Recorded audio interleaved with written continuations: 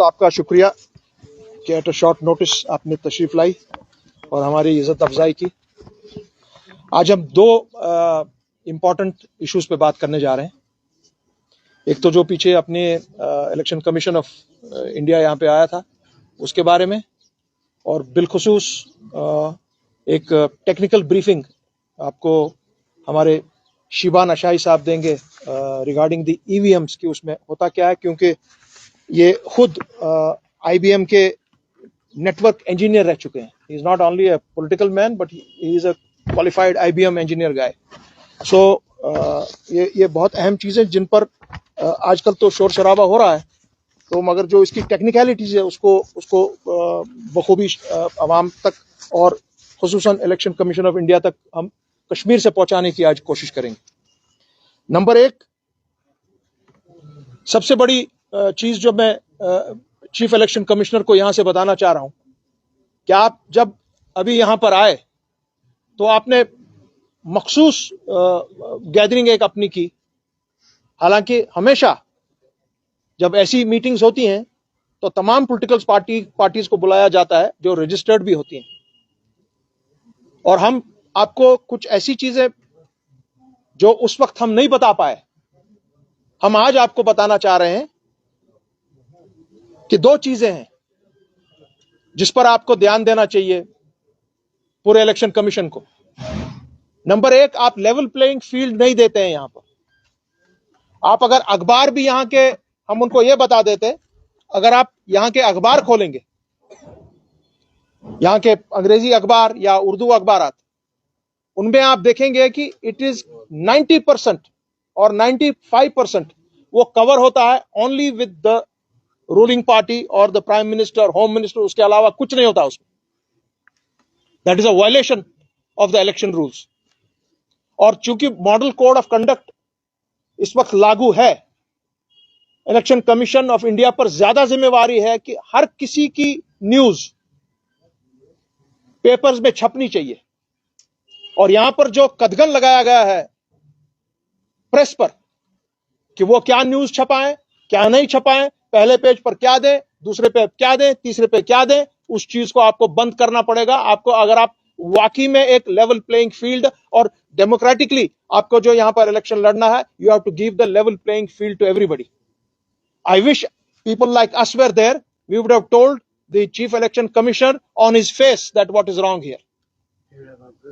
Number दो, आप यहां पर जो सिक्योरिटी रिलेटेड मैटर्स हैं, आप देखेंगे कि जितने भी रूलिंग पार्टी के लोग हैं या उनके साथ मुंसलिक जितने भी लोग हैं या आम उनके साथ जो लोग चलते हैं, पहले तो बहुत से लोग मैंने सुना है वो 2-2, 3-3 लाख रुपया देते हैं और अपने लिए सीआरपी की सिक्योरिटी कवर हासिल करते हैं। This is a big shame on our democracy. Election commissioner has to take a very serious view on this. हर किसी को लेवल प्लेइंग फील्ड का मतलब है लेवल प्लेइंग फील्ड। आप किसी एक आदमी के पीछे 50 आदमी नहीं दौड़ा सकते और दूसरा एक आदमी को लेकर उसको चलने नहीं दे रहे हैं आप। लेवल प्लेइंग फील्ड आपको देना है, सब पॉलिटिकल पार्टीज को आपको लेवल प्लेइंग फील्ड देना है। और मैं एक और उनसे अहम बात करना चाह रहा था, क्योंकि हम आज या कल भर में एक 10 मिनट का एक वीडियो शाया कर रहे हैं जो हमारे साथ इलेक्शन कमीशन की जो यहां टीम्स थी, जो बांडीपुर का डीडीए इलेक्शन जो करवा रही थी, जो अवामी नेशनल कॉन्फ्रेंस ने पीएजीडी के तहत उस वक्त जीता हुआ था, उसमें वहां पर क्या ज्यादतियां हुई, क्या धांधलियां हुई, किस तरह से लोग, जो हमने उन्हीं के कैमराज से, इलेक्शन कमीशन ऑफ इंडिया के कैमराज से जो हमने रीलें देखी कि एक ही आदमी, 2 आदमी, 4 आदमी, 10 आदमी, हालांकि 70 पीपल वो मुख्तलिफ टाइम पर आकर 50, 60, 70, 80 वोट एक एक आदमी डाल रहा है गरूरा की इधर बांडीपुर के एक कॉन्स्टिट्यूंसी में। यही चीज हम उनको दिखाने जा रहे थे कि हमने जब आपके सामने हमने जब ये पूरे प्रूफ रखे, और जो यहाँ की अपीलेंट अथॉरिटी थी वो बार बार लिख रही थी अपने इलेक्शन ऑफिसर को, इधर बांडीपुर में जो डीसी होते हैं, रिटर्निंग ऑफिसर, कि भैया हमको जरा इस चीज का जवाब दें, जवाब दें, जवाब दें। 1 साल 1.5 साल कोई जवाब नहीं आया।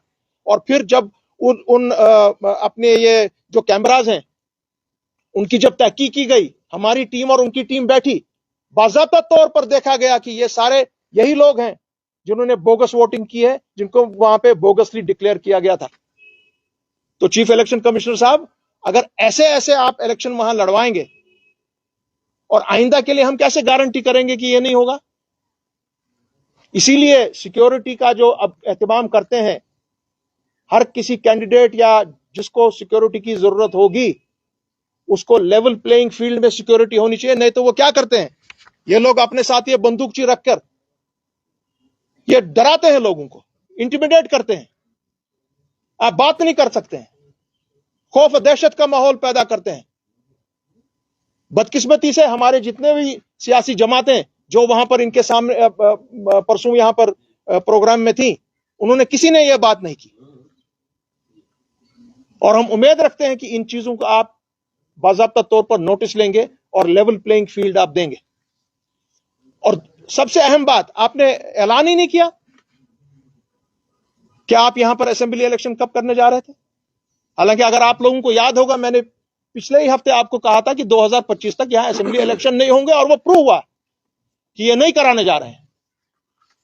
हम फिर दोबारा डिमांड करेंगे, क्योंकि election commissioner of India responsible है डेमोक्रेटिक सेटअप के लिए पूरे मुल्क में।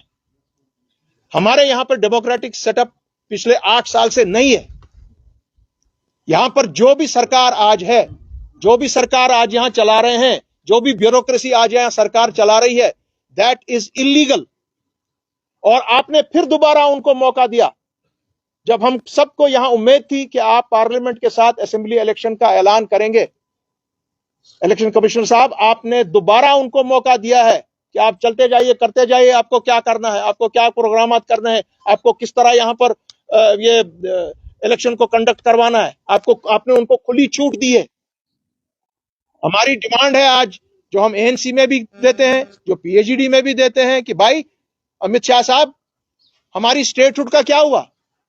प्राइम मिनिस्टर तो बोल रहे हैं यहां पर सब फर्स्ट क्लास है। वो तो हजारों की तादाद में यहां पे जो लोग उनने लाए या मंगवाए गए थे, उनके सामने उन्होंने कहा कि यहां पर सब ठीक है। Then where is the statehood and where are our elections? Why statehood is not given before the elections? So हमारी डिमांड यही होगी कि स्टेटहुड बहाल किया जाए, लेवल प्लेइंग फील्ड इलेक्शंस में दी जाए। और हमारे जो इलेक्शन कमिश्नर साहब हैं, जो उनने एक नंबर दिया हुआ है कि इस वक्त हमारे कैंडिडेट्स बहुत कम हैं, इनको हम सिक्योरिटी प्रोवाइड कर सकते हैं, मगर जब इलेक्शन असेंबली का होगा उस वक्त हम 1500 या 2000 लोगों को नहीं दे पा रहे हैं, नहीं दे सकते हैं। इसलिए जम्मू कश्मीर का इलेक्शन हमको थोड़ा पीछे लेना पड़ेगा। ठीक है, लेना पड़ेगा, लीजिए। हमको जून में आपको ये इलेक्शन की पार्लियामेंट की ये मामला खत्म हो जाता है, जुलाई में इलेक्शन कराइए, अगस्त में इलेक्शन कराइए, please come on, do it, because you are learning आपके कानून के तहत और आपकी देखरेख के तहत Jammu Kashmir is run illegally by the lieutenant governor. He does not have the mandate of the people. So इसलिए हमें उम्मीद है कि यह मामला हम दोबारा यहां पे उठाएंगे, और जब हमारी भी बैठक होगी पीएचडी की आफ्टर सम डेज, उसमें भी यह मामला हम भरपूर तरीके से उठाएंगे। और उम्मीद है कि इन चीजों पर हमारे चीफ इलेक्शन कमिश्नर साहब इन पर गौर करेंगे और हमको ये इलेक्शन दिलवा देंगे यहां। क्योंकि आज इन इलेक्शन से यहां पे बीजेपी वो कोई भी हथियार इस्तेमाल करे, उनको ये पता रखना चाहिए कि आप जम्मू कश्मीर में इलेक्शन नहीं जीतेंगे। कश्मीर की तीनों सीटें आप जो भी कॉम्बिनेशन चलाएं, you are going to lose all the 3 seats. दूसरा, मैंने आपसे कहा कि जहां तक ईवीएम का मामला है, ईवीएम में 2008 में one of the first petitions Awami national conference ने की थी, जब हमारे हजारों की तादाद में वोट गायब थे।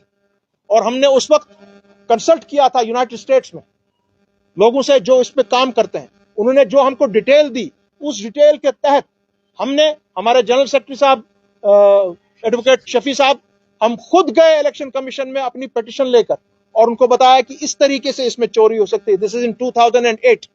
और उसका आज तक हमारे इलेक्शन कमीशन ऑफ इंडिया ने अभी तक उसका जवाब नहीं दिया है। उस वक्त we were up, ANC was up by almost 11 to 12 seats and we got 0। So इन चीजों पर ध्यान रखना है, इन चीजों पर आपको ध्यान रखना है चीफ इलेक्शन कमिश्नर साहब। We are here to assist you to ensure that there is free election here. मगर आपको एक तो इलेक्शन करवाइए, आप हमको लेवल प्लेइंग फील्ड दीजिए सबके साथ, और तीसरा ईवीएम के बारे में जो बात हम अब करेंगे, यहां अच्छा रहेगा कि हम बैलेट पेपर से, जैसे कल भी डॉक्टर फारूक साहब ने इंडिया अलायंस की मीटिंग में कहा कि ईवीएम से we are not satisfied at all. So मैं अशाई साहब से दरखास्त करूंगा, being an program engineer of IBM, he knows exactly what happens in the EVMs. He is not only a politician, he is a thorough technocrat. So over to you, Ashai साहब। बहुत शुक्रिया शाह साहब। आप सब लोग भी वाकिफ होंगे, 5 फरवरी को हमने ये सबूत मीडिया के जरिए तमाम कश्मीर के लोगों के सामने रखे हैं। दोबारा दोहराने के लिए अगर कोई अच्छी बात है, it is at the cost of repeating my self.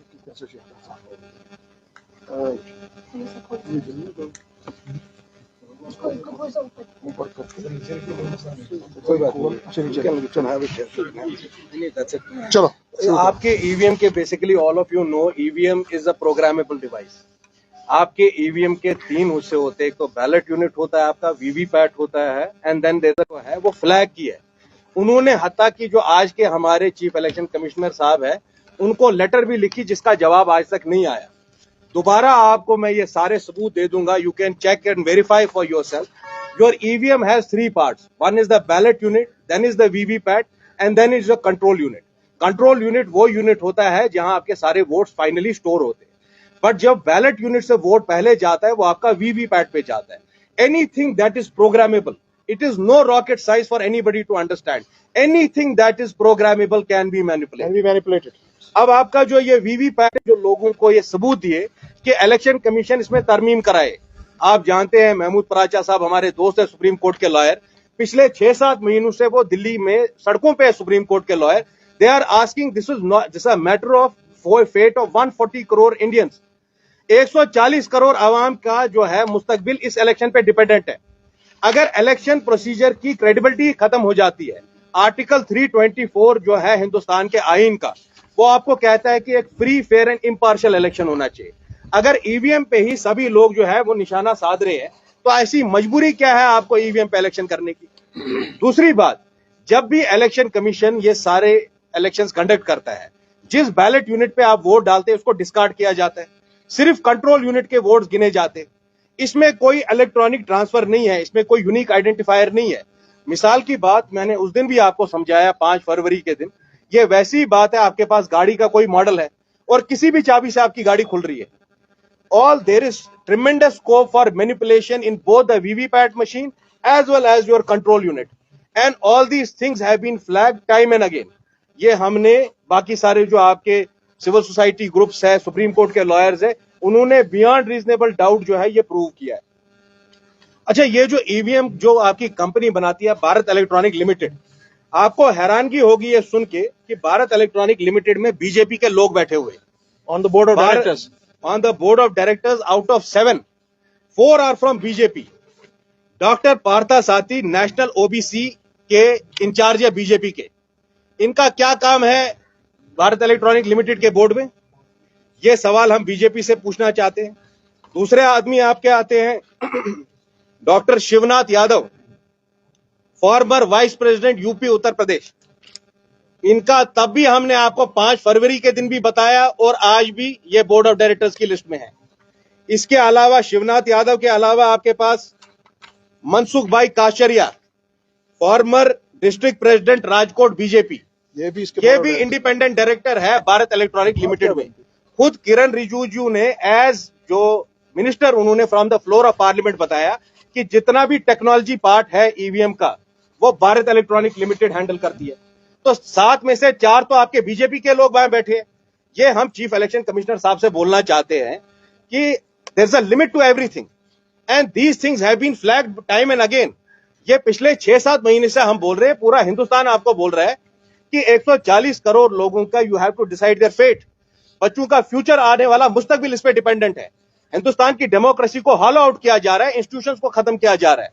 Article 324 makes it incumbent upon the current chief election commissioner, he has to conduct a impartial and free and fair election. जिस तरह शाह साहब ने भी आपको कहा, हम लोग बीजेपी के मुखालिफ हैं तो हमें सिक्योरिटी नहीं दी जाएगी, जो बीजेपी के दोस्त हैं उनको सिक्योरिटी दी जाएगी।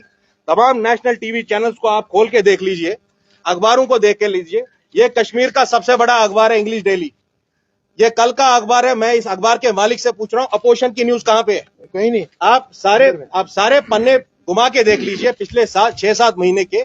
ये हिंदुस्तान का आईन आपको बोलता है जितनी स्पेस आपको रूलिंग पार्टी को देनी है उतनी स्पेस आपको अपोजिशन को भी देनी है। अपोजिशन का आप मुंह बंद कर रहे। आई am asking the owner of this newspaper, how many आप सिक्योरिटी बीजेपी वालों को देंगे? हमें नहीं देंगे। आप अखबारों में हमारे बयानात को बंद कर लेंगे। Social media is being heavily regulated. I have been saying this thing for last 5 months, and yesterday it was reiterated by the largest opposition party of India. Congress party के राहुल गांधी ने यह बात आपको कही कि क्यों ईवीएम पे इलेक्शन होगा। मैं गारंटी से बोलता हूं 400 क्या बीजेपी 40 भी पार नहीं करेगी। आप बैलेट पेपर पे इलेक्शन कराइए। हमने वो रेमेडीज भी दी है और वो तजावीज जो इलेक्शन कमिश्नर से हमें बोलनी थी वो हम आपके जरिए दुनिया के साथ कि जो इसमें सीरियस काम यहां पे हुआ है, यही चीजें चीफ इलेक्शन कमिश्नर के सामने में हम जैसे लोग बेबाकी से उनको बता देते कि ये मामला है आपका जिसको आपने आज तक दुरुस्त नहीं किया है और हमको आपके ईवीएम के तहत इलेक्शन कंडक्ट कराने में बहुत आपत्ति है, ऐतराज है।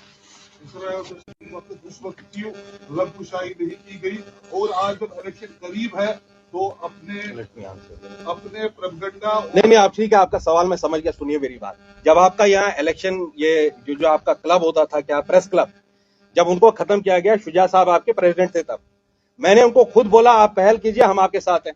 हमारी पॉलिटिकल पार्टी आपको मालूम है हम बीजेपी से डरने वाले नहीं है।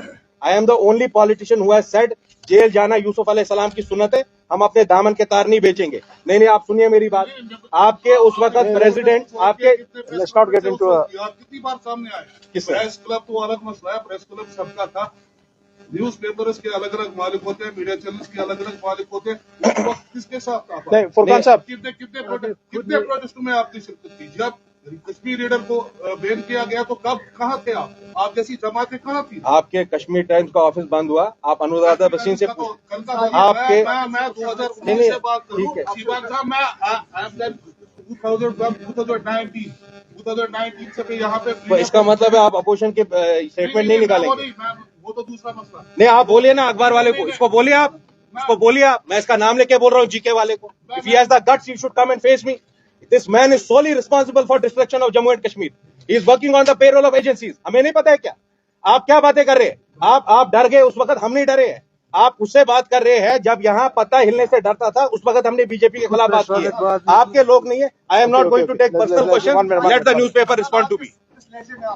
एक मिनट जी, एक ही प्लेटफॉर्म पे सारी सियासी जमातें होते हैं। मैं जी मेरा सवाल इस वक्त आप महाराष्ट्र जाकर प्लेटफॉर्म यूज करते हो इंडियन अलायंस का, लेकिन यहाँ जब स्टेट की बात होती है, यहाँ अलग अलग राहें चुन चुके हो, आप यहाँ से दस्तगिरेबा हो, आपको जम्मू कश्मीर अवाम देख रही है, उस पर आपका क्या जवाब?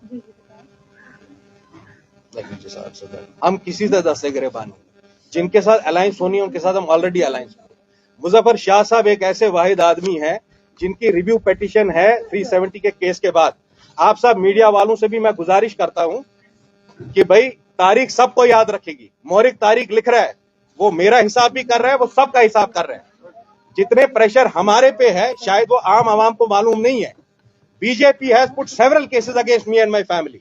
हमारी फंडिंग को रोका जा रहा है।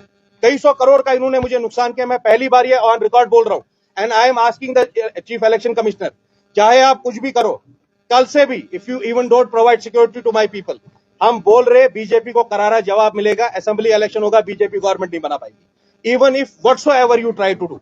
आपने किसी एक अखबार की बात की, अखबार की बात नहीं है, जमीर की बात है। आपने कहा हम दस्तगिरबा हैं, किससे? बीजेपी से। नहीं please let me just complete. Tariq आमी साहब है, मुजफ्फर शाह साहब है, they have always taken the lead in showing the light to people of Jammu and Kashmir. मैंने आपको कहा लिटमस पेपर टेस्ट आपका था 370 का केस। जब 370 के केस में हम एक बहुत ही मुश्किल मरहले पे आए, जब वर्डिक्ट आया, जब हम सबको पता थी शायद आज हमारी हार हो सकती है, हम सब लोग उस वक्त सुप्रीम कोर्ट के हाथे में थे। चलो, let me not tell them. Okay, relax, take it easy sir. Question ये है, ये एक पेपर हमने बताया। जब मैंने शुरू की बात तो मैंने कहा कि यहाँ के अगर आप मोस्टली पेपर्स लें, इलेक्शन कमीशन ऑफ इंडिया को देखना चाहिए कि वो लेवल प्लेइंग फील्ड सबको दें। अगर आप कोई भी अखबार यहाँ का खोलें, उसका फ्रंट पेज आप देखेंगे, it is 99% with the BJP and the ruling party. That is what we are demanding from the election commissioner, that this thing should be, it should be looked into. ये नहीं होना चाहिए. That's what is the idea. ये एक अखबार सामने हमारे था, हमने आपको सामने अखबार दिखाया. Don't take it personal or ill, please. अखबार को भी आपको दिखाना फिर चाहिए था कि अखबार में आपके बयान आते हैं। बिल्कुल, बहुत कम, इसी का सिस्टम कंसर्न है। आप मुझे बताइए कि कब आपके बयान बहुत कम, बहुत कम और बहुत महदूद, बहुत कम और बहुत महदूद आते हैं जरूर, बहुत कम और बहुत महदूद। मैं चैलेंज करता हूँ यहाँ पे प्रेस कॉन्फ्रेंस, आपका बयान जब आपने बयान दिया सब छपा। तो मैं चैलेंज करता हूँ, मेरा कोई बयान नहीं डाला है आपने। चलिए, नहीं, मैं बोल रहा हूँ, आप सुनिए